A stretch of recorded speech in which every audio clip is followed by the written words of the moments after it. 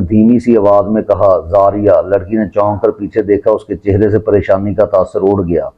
وہیں آ جاؤں، زاریہ نے کہا اور دوسری طرف چلی گئی۔ زاریہ کو وہاں پہنچتے خاصا وقت لگ گیا جہاں وہ عورت اونٹوں اور بکریوں کو لے جایا کرتی تھی۔ اونٹ اور بکریاں وہیں تھیں، وہ عورت اور اس کی اونٹنی وہاں نہیں تھی۔ زاریہ وہاں اس انداز سے بیٹھ گئی جیسے بکریاں چرانے آئی ہو۔ وہ بار بار اٹھتی اور شہر کی طرف دیکھتی تھی، اسے اپنی طرف کوئی آتا نظر نہیں آ رہا تھا۔ وہ ایک بار پھر پریشان ہونے لگی۔ سورج ڈوبنے کے لیے افق کی طرف جا رہا تھا، جب وہ آتا دکھائی دیا زاریہ نے سکون کی آہ بھری اور بیٹھ گئی۔ او عبید، زاریہ نے اسے اپنے پاس بٹھا کر کہا، تم اتنی دیر سے کیوں آئے ہو؟ میں پریشان ہو رہی ہوں۔